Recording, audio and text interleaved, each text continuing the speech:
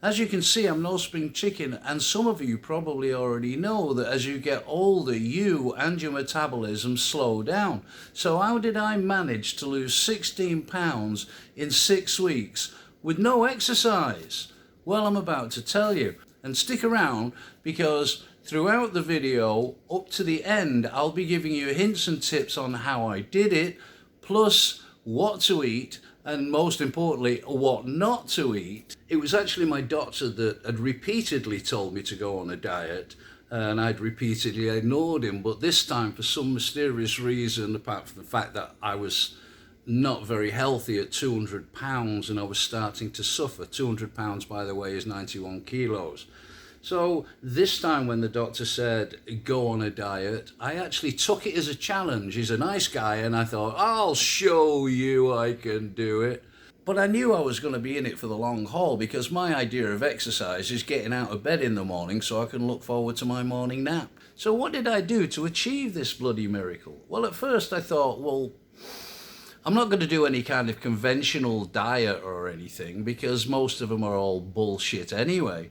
So all I did at first was cut down on the carbs, no extra salt on my food, and completely cut desserts and sweets and things like that. I suppose for me it was cutting out the carbs that was the most difficult, because I was born and raised on bread, potatoes, pies and pastries. And my usual breakfast was 4 slices of bread and butter made into sandwiches with like hard-boiled eggs or tuna, something like that.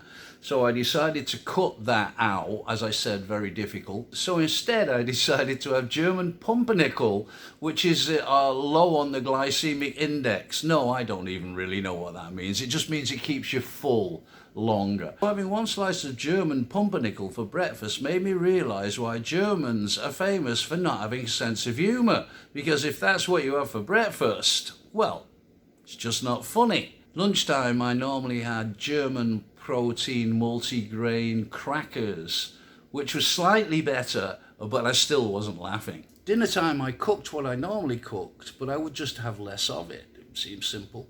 And this started to work very quickly. I honestly thought it would take me ages to lose any weight at all. I thought at best maybe I'd lose a pound a week. But it turned out that I was losing about a pound every couple of days. Now I put this down to the fact that because I was considerably overweight, that it's easier to lose that initial weight in the first place. Throughout my life, I've always had to keep a careful eye on my weight, and I've tried many diets, and I found the Scarsdale diet to be the best one. And I still think to this day it's the best one to lose weight fast. And I did try the Atkins keto diet, which I thought was the worst diet. Yeah, it was great at first because all that fat and everything, really good, whoopee-doo. But it soon got bloody boring. But having said that, I actually started to adapt to the keto diet, completely cut out all carbs and everything, and just stuck with the keto in a modified kind of way. But it was essentially the keto diet.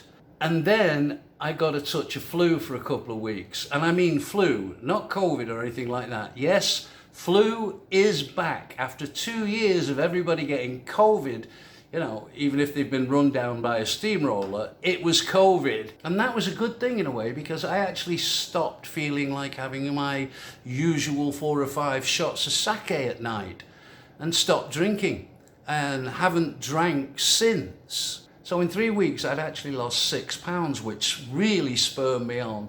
And I thought, right, I'm really going to put my mind to this and see what I can do. But it turns out that the keto diet was kind of affecting my pancreas. I was getting chest pains and all kinds of things. So I decided to change my tactics. And I did quite a bit of research on this. And as old-fashioned as it might sound, I actually started counting calories again. And I read about the intermittent fasting, which means that you don't eat for 16 hours. Now, to me, I'd read about it before and thought, this is just another bloody diet fad. But I thought, okay, I'm going to try it. I'll give it a shot. And it's not bad, because if you have your dinner at 6 p.m. at night or around that time, several hours later you're going to go to bed, you're in bed for 8 hours, and then you get up. and maybe 4 or 5 hours you don't eat, which means you're going to have a late breakfast, which really does help, because if you have a late breakfast, you could probably skip lunch. And then at dinner time, you have what you want, but cut down on the amount. So let's break it down. What have I been having on this diet? Now, the routine is normally 1 or 2 slices of multi-grain dry toast for breakfast with a cup of coffee or tea, and I will have milk in the tea or coffee. I was having almond milk, which is much better for you, but it gets a bit boring after a while. For lunch, if I do have lunch, I'll probably have another slice of multi-grain bread, but with a can of tuna in spring water on the side. Sometimes hard-boiled eggs, lots of eggs in many ways, except fried. Watch out for the fried stuff. And another good tip that I found out is gelatin, plain unflavored gelatin. And what I do is I will make the gelatin and I'll put like hard-boiled eggs in it, I'll put tuna in it, even chicken soup, which I've been eating, chicken soup with chicken stock cubes and mixed vegetables. That works out very well for me. It goes nice with a slice of toast. I'm on average eating somewhere between 3 to 5 slices of multigrain toast per day and losing weight on it. Of course, vegetables, mushrooms are great because mushrooms have got very low calorie, and you can fry them with a little cannoli oil or virgin olive oil. But remember, a couple of tablespoonfuls of cannoli oil or virgin olive oil is going to be about 120 calories. Now, for the average adult male, 2,500 calories is okay. You're not going to lose weight on 2,500 calories. And my calorie intake over the last 3 weeks, I tried to keep it less than 1,000 calories a day. Now, before I get into the other advantages of being on a diet, and there are quite a few, there's also vegetables. Don't forget vegetables, good for you. And once you get into the habit of being on the diet, it's amazing how soon the flavors come out without salt or without frying. The thing to avoid is frying. Frying is definitely the danger zone. And I love fried food, but I've got used to being without it. And I'm enjoying it. Yes, I've broken the rules occasionally, like I had a piece of battered cod, about that big, that's all. But I didn't have it with anything, I just had a piece of battered cod. And I actually did lose weight that day. Now, one of the ideas you have to get used to is it doesn't matter what anybody tells you when you're on a diet, you will feel hungry at times. There's no avoiding it. Yes, I've proved that you can lose weight without exercise, but you can't lose weight without hunger pangs.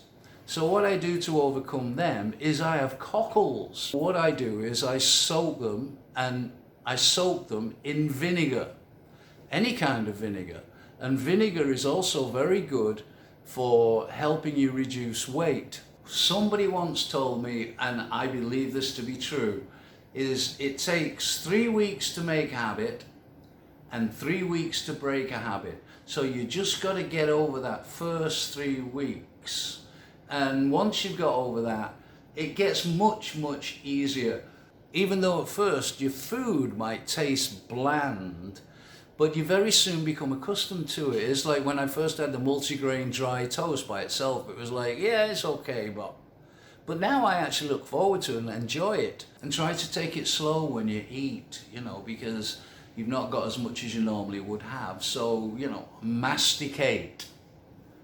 Masticate, that's your mouth, not. Anyway, chew it well and enjoy it. I think it was Mahatma Gandhi who said, drink your food. And that makes complete sense. And, he was living proof. He was very thin. And he was known for going on very, very strict diets. Anyway, to sum up, health-wise, I feel so much better. I'm more active. My brain's working a lot better than it was before. And I've become more interested in everything. Before I'd got to the point where it was like, oh, I'm old, what am I gonna do? You know, just fucking lie here and watch the telly until I die. But now I feel like, what's this? What's that? What can I do? What's this? You know. Now there's a very famous British actor called Timothy Spall who was fat for most of his life, but in the last several years he's lost a hell of a lot of weight, to the point of people being worried about his health. But in actual fact, he's in good health and he lost it quite naturally. And they asked him how did he do it, and he said very, very simple, I could write a book about it. He said the book would only be 1 page. And what that 1 page would be maybe 1 or 2 paragraphs. And it would say, don't eat so much. Now before I say this, I am not being sponsored by anybody, but I have to say this. In all my years, the best diet that I was ever on was called the Scarsdale diet by Dr. Herman Tanover, who was himself very thin, of course, and just as a matter of interest was murdered by his wife, but I don't think it had anything to do with the diet. Now the sales pitch for the Scarsdale diet was you could lose 20 pounds in 2 weeks. And I did it, I actually did it. Of course I was a lot younger then. But if you look at the diet, if you can find the diet, because it's quite an old diet now, but if you can find the diet, it's well worth looking into. It's very nourishing, it's not really cutting a great deal of food out. And the other good thing is it tells you what to eat in the morning, in the afternoon, and night.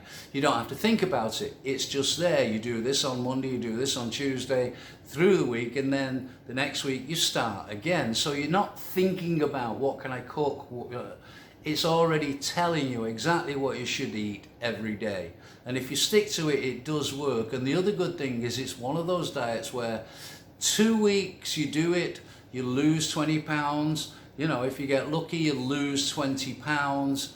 And then afterwards, it's got a maintenance diet, which is something that you can stick with for the rest of your life if you want.